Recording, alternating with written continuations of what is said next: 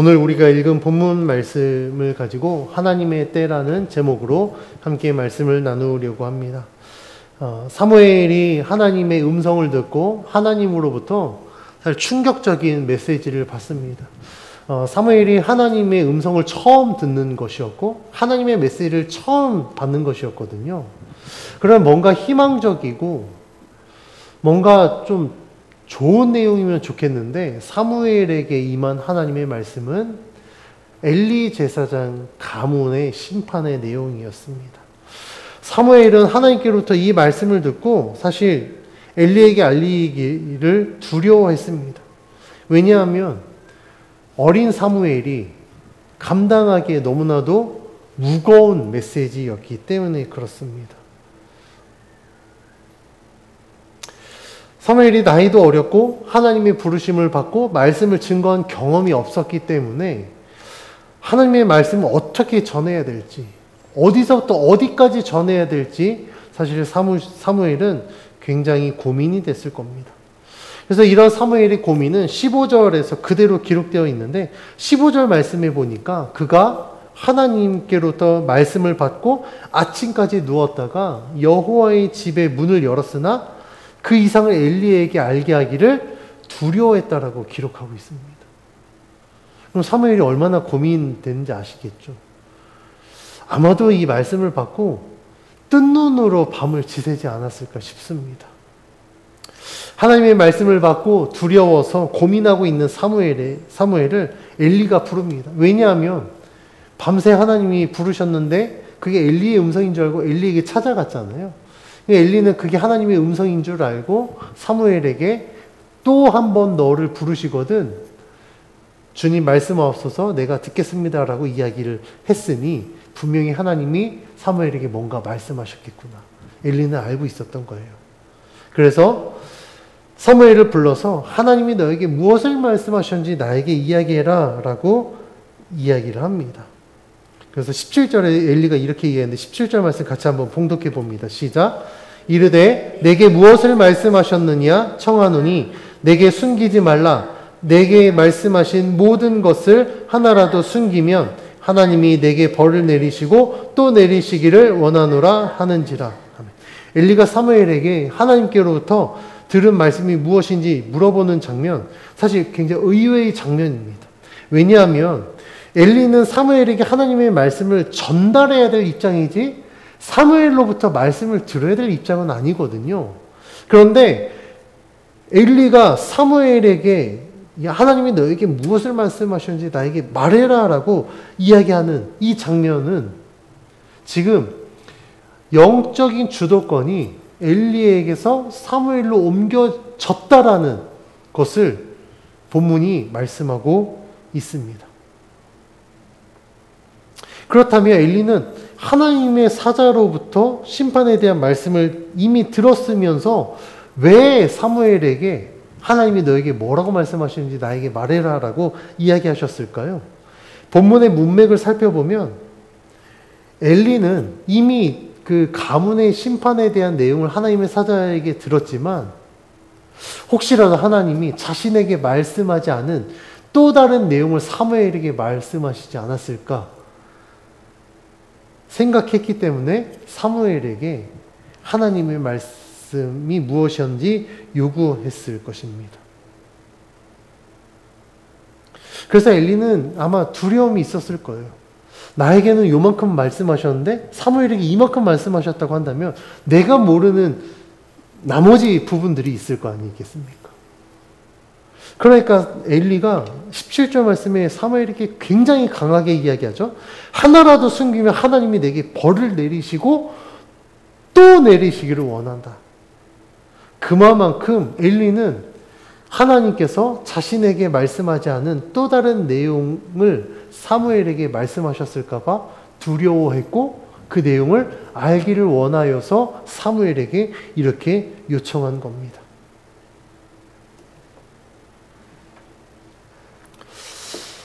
엘리가 이 사무엘 본문을 보면 엘리에 대해서 나이가 많았고 눈이 어두워졌고 영적인 판단력이 많이 사라졌다라고 기록하고 있습니다. 그렇기 때문에 엘리는 자신이 하나님의 모든 것을 알고 들었다라고 생각하지 않았을 수 있기 때문에 사무엘에게 이렇게 요구한 겁니다. 성경 본문은 엘리와 사무엘의 대화를 통해서 사무엘이 본격적인 선지자로서 부르심을 받았고 활동한다라는 것을 말씀해 주고 있습니다. 이러한 내용을 통해 우리에게 이 본문이 말씀해 주는 사실은 하나님의 사람은 하나님의 때에 부르심을 받고 하나님께 쓰임을 받는다라는 사실입니다.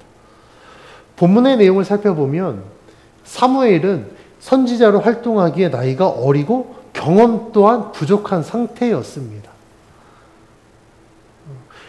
성전에서 엘리를 도와서 섬기기는 했지만 구체적으로 선지자로서 과외를 받은 것도 아니었어요. 훈련을 받은 것도 아니었습니다. 만약에 그가 선지자로서 활동을 시작하기 전에 철저하게 교육을 받았다고 한다면 하나님께서 어떻게 말씀하시고 그 말씀을 받을 때 어떤 자세로 받아야 되며 이 말씀을 어떻게 전해야 되는지 아마 엘리로부터 배웠었을 거예요. 그런데 하나님이 부르셔도 그게 하나님의 음성인지 엘리의 음성인지 분간조차 못할 정도로 아무런 훈련이 되지 않은 이런 어린 사무엘이지만 하나님은 그를 부르셨습니다. 그리고 그에게 말씀하셨어요. 이것은 하나님이 사무엘을 이미 선지자로 선택하셔서 그를 선지자로 쓰시겠다라는 것을 이야기하고 있습니다. 표면적으로는 사무엘이 나이도 어리고 어떤 훈련도 받지 못해서 과연 선지자의 역할을 할 수 있을까 싶지만 하나님이 보시기에 사무엘은 이미 선지자로서 쓰임받기에 충분한 자였던 거예요. 그래서 하나님은 사무엘을 부르신 겁니다. 이걸 보면 분명히 알 수 있죠. 우리의 시각으로 봤을 때 사무엘은 아직 선지자로서 활동할 때가 아니지만 하나님의 시선에서는 이미 사무엘은 선지자로서 쓰임받을 때가 충분히 이르렀다라고 말씀하고 있는 거예요. 그러니까 시차가 우리의 때와 하나님의 때가 많이 다릅니다. 근데 어떨 때는요, 하나님의 때가 나의 때보다 굉장히 빠르기도 하고, 어떨 때는 나의 때보다 하나님의 때가 한참 늦을 때가 있어요. 분명한 건 하나님의 때와 나의 때가 늘 일치하지는 않는다라는 사실입니다. 그러면 이렇게 시차가 발생할 때 우리는 어떻게 해야 될까요? 당연히 나의 때가 아니라 하나님의 때에 맞춰야 됩니다. 때로는 사무엘처럼 나는 전혀 준비가 안 됐는데 하나님이 나를 부르셔서 나를 쓰겠다고 하시면 두려울지 모르겠어요. 아, 하나님 저 아직 그거 감당하기 저 너무 부족한데요? 저 너무 두려운데요? 그런데 나는 그렇게 생각이 되고 판단이 되지만 하나님께서 나를 부르시고 나에게 맡기신다라는 건 할 수 있기 때문이에요. 그리고 그 부족함은 하나님이 채워주시겠다라고 하나님이 결단하셨기 때문에 우리들에게 그러한 일들을 맡기시는 겁니다.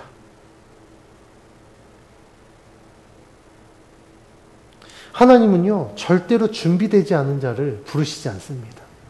절대 준비되지 않은 자를 하나님은 쓰시지 않으세요. 그렇기 때문에 하나님이 내가 생각하기엔 아직 준비가 안 됐고 아직 내가 부족하지만 부르신다면 우리는 믿음으로 순종해야 됩니다. 이와 반대로 하나님의 때가 나의 때랑 너무 차이가 나서 나는 지금 다 준비가 됐고 나는 이거 하고 싶은데 하나님이 오케이 사인을 안 주실 때가 있어요. 이럴 때 어떻게 해야 될까요? 그냥 묻지도 따지지도 않고 그냥 고해야 될까요? 아니요. 기다려야 됩니다. 나는 충분히 준비된 것 같은데 하나님이 아직 오케이 하지 않으신 건 하나님이 보셨을 때 아직 준비가 안 된 거예요. 그래서 내가 당장 필요하고 내가 당장 하고 싶어도 하나님이 허락하시지 않는다면 우리는 하나님의 때가 이를 때까지 기다릴 수 있어야 됩니다. 앞에서 말씀드린 것처럼 분명히 나는 충분히 준비가 된 것 같아요. 그러니까 난 할 수도 있습니다. 그런데 하나님이 오케이 사인 안 하신 이유는 아직 준비가 되지 않았고 아직 그때가 되지 않았는데 이거를 시작하게 되면 분명히 실수하고 넘어질 수밖에 없기 때문에 그래요.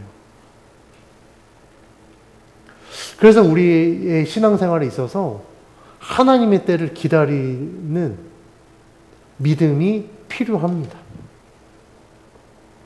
그래서 저는 신앙생활에 대해서 정의할 때 제가 내린 정의 중에 하나가 우리들의 신앙은 기다림이다 입니다. 왜냐하면 우리가 신앙생활을 하다 보면요 굉장히 많은 것들을 기다려야 됩니다. 가장 대표적인 게 우리가 하나님 나라를 소망하잖아요. 기대하잖아요. 그 하나님 나라가 이루어질 때까지 우리는 기다려야 되는 거예요. 그래서 우리들의 신앙은 기다림의 연속입니다. 사실 우리가 어떤 것을 할 때 준비되고 시작하고 바로 할 수 있는 것보다 하나님의 때를 기다려야 될 때가 더 많아요. 그래서 저는 우리들의 신앙생활에 대한 키워드를 이야기할 때 저는 기다림이라고 말씀드리고 싶습니다.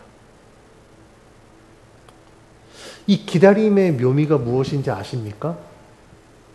기다림의 묘미는요, 분명히 뭔가 이루어지기는 해요. 그런데 아직인 거예요. 그러니까 기다릴 수 있는 겁니다. 물론 기다리는 것 중에 내가 원하는 결과물을 얻지 못할 수도 있습니다.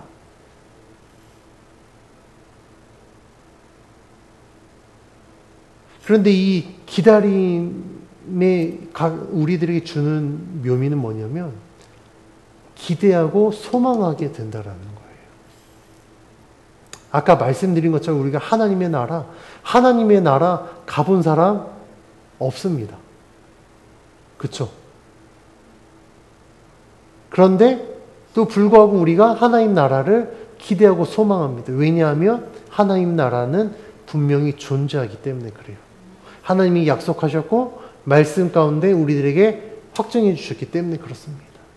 그러니까 내가 가보지도 않았고 경험해보지 않았지만 하나님께서 우리들에게 말씀해 주셨기 때문에 약속해 주셨기 때문에 우리는 하나님 나라를 기대하고 소망할 수 있는 거예요. 여기에서는 스크린샷만 보낼 수 있어. 그래서 우리가 우리의 신앙생활 가운데 하나님 앞에 기대하고 소망할 수 있다라는 것입니다.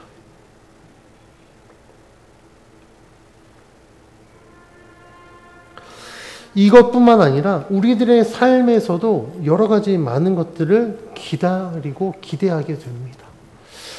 예를 들면 우리들의 삶 속에 변화되어지기를 원하는 것들이 좀 많이 있어요. 환경이 바뀌기를 원할 때가 있고, 가족들, 믿지 않는 가족들이 예수 믿기를 원하기도 하고, 아니면 가족 간의 부부 간의 관계나 부모와 자식 간의 관계, 형제 간의 관계 가운데 불편한 문제들로 인해서 이 문제들이 해결되기를 원하기도 합니다.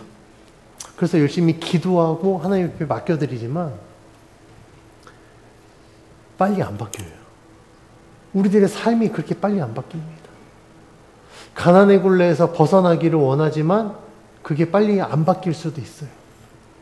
이 지긋지긋한 이 질병에서 빨리 치유 안 받고 회복되기를 원하지만 그러지 않을 수도 있습니다.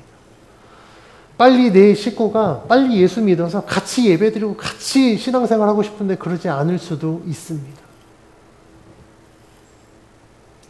가족 간의 이 불화의 씨들이 빨리 사라지기를 원하지만 그러지 않을 때가 많을 거예요.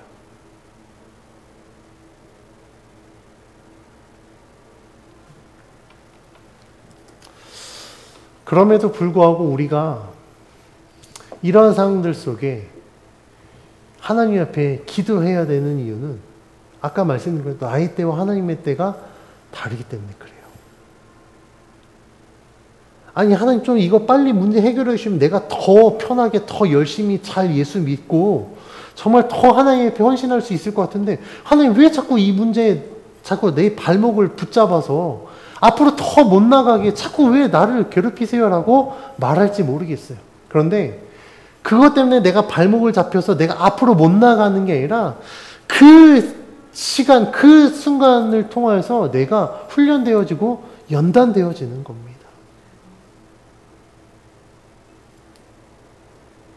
아니, 믿지 않는 가족이 빨리 예수 믿고 빨리 같이 신앙생활하면 얼마나 좋겠습니까? 한 가지 예로 지금 저희 장모님이 저희 장인어른 구원을 위해서 지금 거의 35년 이상 기도하고 계십니다. 근데 아직도 해요.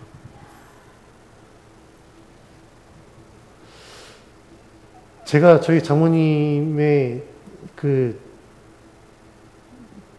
이 감정을 이입해 보면 지칠만도 해요. 힘들 겁니다.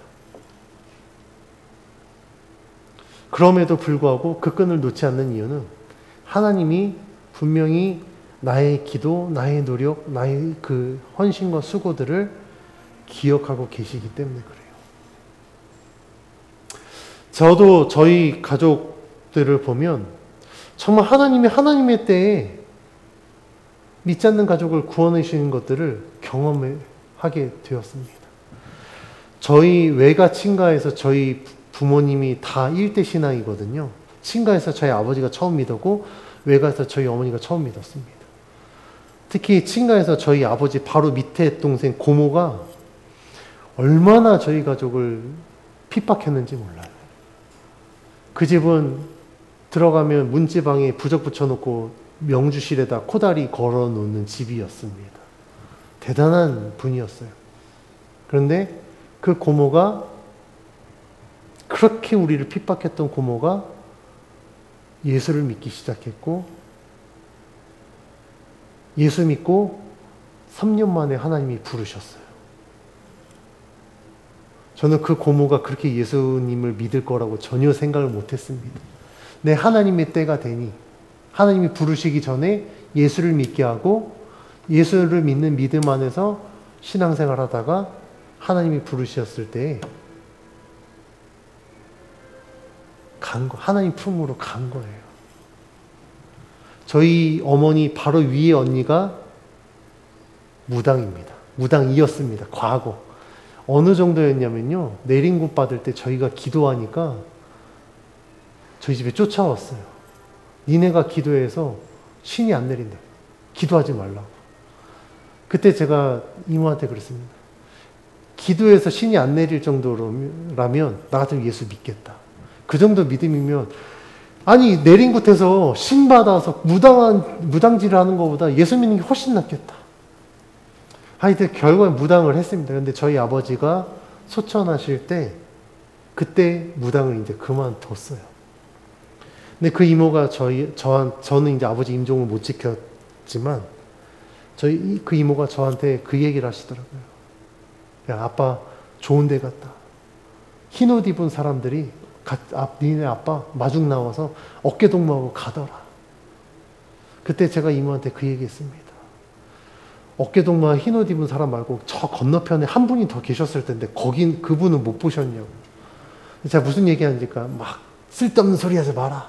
근데 제가 그랬습니다. 역시 무당은 아직 목사보다 레벨이 낮다. 나는 이모가 그 건너편에 그 한 분을 보셨으면 좋겠다. 그런데 그 이모에게 무당을 하게 만들었던 저희 이모의 시어머니가요. 예수 믿었어요. 지금 신앙생활 합니다. 저 이모도 머지않아서 예수 믿게 될 줄 믿습니다. 그러니까 이러한 경험들이, 이러한 것들이 내가 빨리 우리 가족들이 예수를 믿었으면 좋겠고 가족이 빨리 변화되기를 원하지만 하나님의 때는 아직이라면 지금 당장 내가 이것들을 감당하기 너무나도 어렵고 나에게 너무나도 무거운 십자가인 것 같아도 우리는 하나님께 맡겨드리면 됩니다. 그리고 그 과정들을 통해서 하나님은 분명히 나에게 주시는 은혜가 있을 것이고 나를 연단하고 나를 지금 훈련하고 계시기 때문에 내가 더 강해지고 있구나.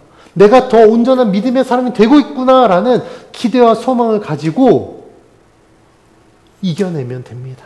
그러면 하나님은요, 반드시 하나님의 때에 우리들의 삶에 이런 것들을 이루어 가실 줄 믿습니다. 하나님을 신뢰하고 하나님께 순종한 사무엘은요, 엘리의 이야기를 듣고 하나님께서 자신에게 하신 말씀을 엘리에게 그대로 전달합니다. 그 내용이 18절에 기록되어 있는데 18절 말씀 같이 한번 봉독해 봅니다. 시작. 사무엘이 그것을 그에게 자세히 말하고 조금도 숨기지 아니하니 그가 이르되 이는 여호와이시니 선하신 대로 하실 것이니라 하니라. 아멘. 방금 봉독한 대로 사무엘은요, 하나님께서 자신에게 말씀한 대로 엘리 제사장이 모든 것들을 있는 그대로 말합니다. 조금도 숨기지 않습니다. 사무엘이 이렇게 이야기한 이유는 17절에서 엘리가 내게 말씀하신 것을 하나라도 숨기면 내게 벌을 내리시기를 원하노라라고 이렇게 겁박한 이유도 있겠지만 그보다 더 중요한 사실은 사무엘이 지금 하나님께 선지자로서 부르심을 받은 거잖아요. 선지자의 역할을 감당할 때 하나님의 말씀을 있는 그대로 전달하는 것이 선지자에게 가장 중요한 역할이기 때문에 사무엘은 이미 엘리에게 이렇게 말함으로 말미암아 선지자의 역할을 감당하고 있었던 겁니다. 하나님께서 말씀하신 내용이 분명히 어린 사무엘에게는 감당하기 어려운 내용이었습니다. 제사장 가문에 대한 심판, 그 심판의 당사자가 지금 이게 하나님이 어떻게 말씀하셨는가, 이 말을 하나님이 나를 어떻게 심판하시겠대? 나 언제까지 살 수 있을까? 우리 아들들은 어떻게 죽을까? 지금 이렇게 지금 대놓고 물어보는 거랑 똑같거든요. 그런데 그 모든 내용을 나에게 말해달라. 감당하기 어려운 일들이지만 사무엘은 그것이 하나님께서 나에게 말씀하신 것이었고 내가 전달해야 될 하나님의 말씀이었기 때문에 있는 그대로 전달하는 겁니다.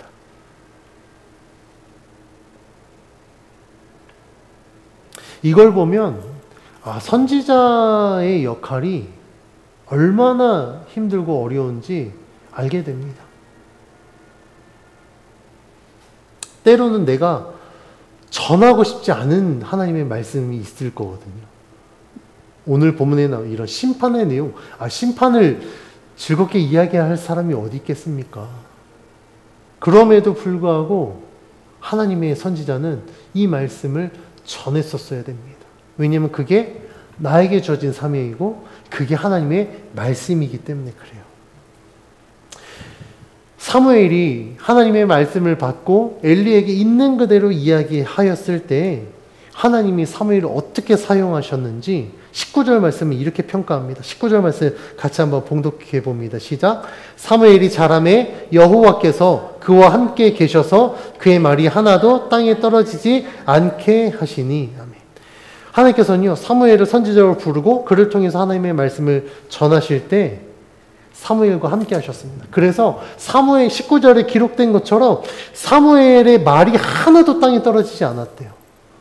그 말은 하나님께서 사무엘을 통해서 전하시는 하나님의 그 말씀대로 하나님이 이루셨다라는 걸 의미해요. 그래서 19절 말씀에 더 중요한 사실은 여호와께서 그와 함께 하셨다라는 겁니다. 하나님께서 사무엘이 전해야 될 말씀만 던져주고 그냥 너 알아서 해라가 아니라 그 말씀을 던져주고 그 말씀을 증거할 때에도 하나님이 함께 하셨다라는 겁니다. 이게 왜 중요하냐면 말에 그 메시지에 하나님의 권세를 주셨다라는 거예요. 우리가 전달되어지는 이야기를 할 때 이제 요즘에 TV에서도 뭐 그런 특히 정치권에서도 그 이야기지만 메시지와 메신저가 있거든요. 무슨 이야기냐면 말하는 이것을 전달하는 전달자가 있고 그 전달한 그 내용들이 있습니다. 그런데 전달한 내용이 아무리 사실이어도 전달자가 사람들에게 이 전달되어지는 이 내용은 사람들에게 신뢰를 받을 수 없습니다. 그런데 충격적인 사실은 전달되어지는 내용이 거짓인데 전달하는 사람이 사람들에게 신뢰를 받잖아요. 그럼 거짓을 전달해도 사람들이 믿어요. 오늘 말씀에 하나님께서 사무엘과 함께 하셨다라는 건 사무엘이 전달하는 그 말씀과 그 말씀을 전달하는 사무엘이 그때 당시에 모든 사람들로부터 신뢰를 받았다라는 겁니다. 왜냐하면 하나님이 그와 함께 하셨기 때문에 그렇습니다. 하나님은요, 사무엘을 통하여서 하나님의 뜻을 전달하였고 그 일들을 통하여서 하나님은 하나님 자신을 드러내셨습니다. 그리고 사무엘의 이런 사역들을 통하여서 하나님의 영광을 나타내신 거예요. 하나님께서 사무엘과 함께 하셔서 그의 말이 하나도 땅에 떨어지지 않은 결과 어떻게 됐는가? 20절은 이렇게 기록합니다. 20절 말씀 같이 한번 봉독해 봅니다. 시작. 단에서부터 부엘사바까지의 온 이스라엘이 사무엘은 여호와의 선지자로 세우심을 입은 줄을 알았더라. 아멘. 사무엘이 하나님께 순종하여 주의 말씀을 증거했을 때 그 말씀이 하나도 땅에 떨어지지 않은 결과 단에서부터 부엘세바에 이르기까지 온 이스라엘이 사무엘을 여호와의 선지자로 인정했다라는 겁니다.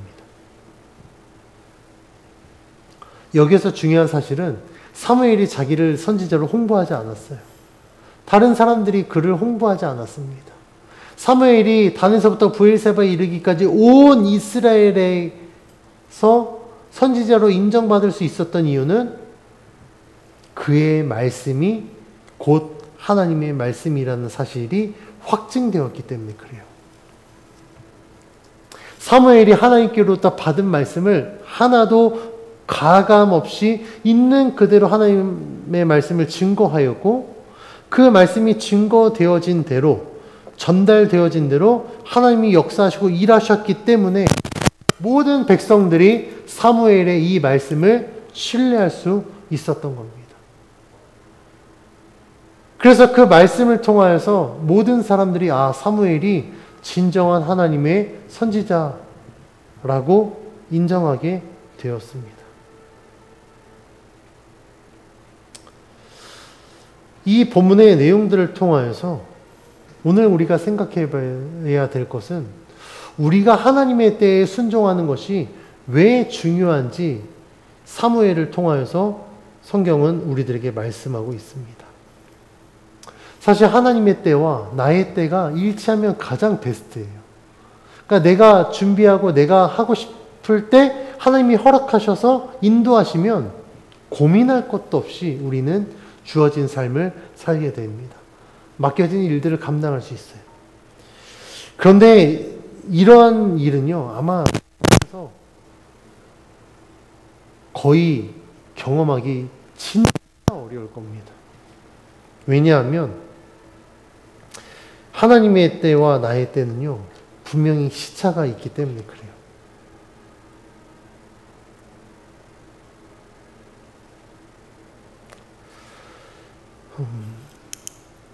내가 준비되어진 대로, 내가 하고 싶은 대로 하나님이 열어주시면 가장 좋겠지만, 때로는 나는 전혀 준비가 안 됐고, 나는 그걸 감당할 수 없는데 하나님이 나에게 맡기실 때가 있습니다.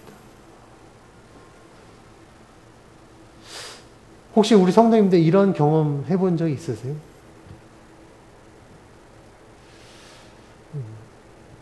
저는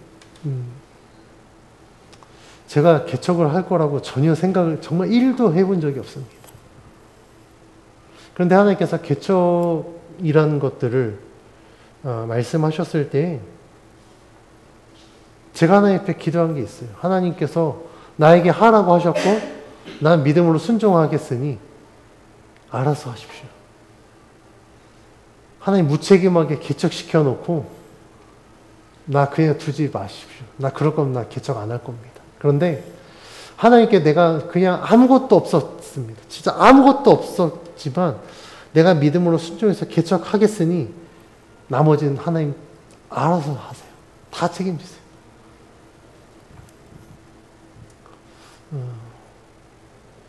제가 잘나서 그런 결정을 한 것이 아니라 그 순간에도 하나님이 저에게 믿음을 주셨고 하나님이 어떻게 하시겠다라는 그런 믿음의 확신을 주셨기 때문에 할 수 있었지 제가 잘나서 막 한 게 아닙니다. 이러한 저의 삶 속에서 저의 사역 속에서 이런 것들을 경험하면서 제가 내린 결론은 뭐냐면 분명히 나는 준비되지 않았고 나는 할 수 없을 때 하나님이 나에게 너무나도 무리한 것들을 요구하신다. 그러면요. 그걸 믿고 맡기시면 돼요. 그럴 땐 복잡하게 생각할 거 없습니다. 가장 단순하게 생각하고 맡기면 됩니다. 반대로 나는 이게 너무너무 하고 싶은데 하나님이 아직 허락하지 않으실 때 그때도 단순해지면 돼요. 어떻게 할까요? 다 내려놓으면 됩니다. 정말 완벽하게 준비됐을지라도 아직 하나님이 아니라고 하면 다 내려놓으면 돼요. 물론 절대 쉽지 않습니다. 수도 없이 고민이 되고요. 그렇습니다. 그럼에도 불구하고 우리는 내려놔야 돼요. 기도해야 됩니다. 사무엘이 만약에 하나님이 부르셨는데 하나님 저 아직 나이 어린데요? 저 제사장으로서 전혀 준비가 안 됐는데요? 훈련이 안 됐는데요? 제가 어떻게 하나님 말씀을 전할 수 있습니까? 라고 이야기했다면 사무엘이 이렇게까지 쓰임 받았을 수 있을까? 저는 조금 의문이 들어요. 그런데 사무엘은 어떻게 했습니까? 엘리가 말한 대로 주의 음성이 들렸을 때 전 못하겠어요가 아니었어요. 나의 주님 말씀하소서 주의 종이 듣겠습니다 였습니다. 그렇게 주님께 맡겨드렸고 주님 앞에 순종했더니 하나님은 그에게 하나님의 말씀을 하셨고 그 말씀을 전하게 하셨습니다. 그가 믿음으로 순종하여 하나님의 말씀을 전했을 때 그의 말이 하나도 땅에 떨어지지 않았고 온 이스라엘이 그가 선지자임을 인정하게 되었습니다. 이와 같이 우리가 하나님의 뜻에 순종하여 하나님의 뜻을 이루어 갈 때 하나님은요, 내가 아무리 준비되지 않았고 내가 아무리 부족할지라도 우리를 사용하실 겁니다. 우리를 통해서 하나님의 하나님 되심을 나타내실 겁니다. 그래서 우리는 우리들의 인생들 가운데서 많은 것들을 경험하게 될 때 우리는 하나님을 신뢰하는 훈련을 해야 됩니다. 내가 계획한 대로 이루어지는 게 가장 베스트지만 사실 내가 계획한 대로 이루어지는 것보다 내가 계획한 대로 이루어지지 않는 경우가 훨씬 더 많을 거예요. 내가 준비하고 계획한 대로 탁탁탁 이루어지면 좋겠는데 전혀 다른 방향으로 전개될 때 요즘 표현대로 멘붕 오잖아요. 멘탈이 붕괴돼서 이거 어디서부터 어떻게 다시 해가야 되지? 전혀 해결책이 나오지 않을 정도로 계획과 정반대의 인생을 살아갈 수도 있습니다.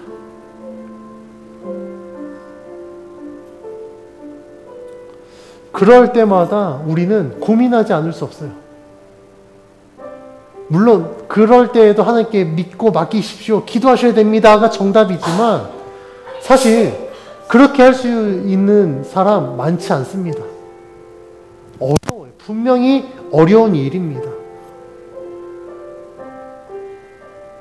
그럼에도 불구하고 오늘 말씀을 통해서 우리가 깨달아야 될 사실은 하나님의 때는 분명하고 하나님의 때는 절대 실수가 없다라는 거예요. 실패가 없다라는 겁니다. 그러면 우리는 내가 계획한 것과 다를지라도 하나님의 때가 이를 때까지 기다릴 수 있어야 되고 맡겨드릴 수 있어야 됩니다. 하나님은 완전하셔서 실수가 없는 분입니다. 그래서 하나님이 계획하시고 이루시는 모든 일들은 우리가 신뢰할 수 있고 하나님께서 우리들에게 요구하실 때 순종해야 됩니다. 우리가 믿음으로 순종할 때 하나님은 반드시 은혜로 갚아주십니다. 그래서 잠언 16장 9절은 사람이 그 길을 계획할지라도 인도하시는 분은 하나님이시다라고 말씀하고 있어요. 잠언의 말씀대로 하나님을 믿는 자는 자신이 계획할지라도 그 삶을 인도하시는 분이 하나님이시기 때문에 모든 것들을 주님 앞에 맡겨드려야 됩니다. 하나님이 인도하시는 대로 하나님의 때에 맞춰서 내가 믿음으로 순종해야 됩니다. 내 생각을 하나님께 맞춰드리고 내 시간표를 하나님께 맞춰드려서 하나님이 가장 완전한 때에 가장 완전한 것으로 이루실 수 있도록 믿음으로 순종해야 됩니다. 그러면 하나님은 사무엘이 하나님의 말씀에 순종하여 그의 말이 하나도 땅에 떨어지지 않고 온 이스라엘로부터 선지자로 인정받은 것처럼 우리가 우리의 삶의 자리에서 믿음의 사람으로 하나님의 백성으로 인정받게 하실 것입니다.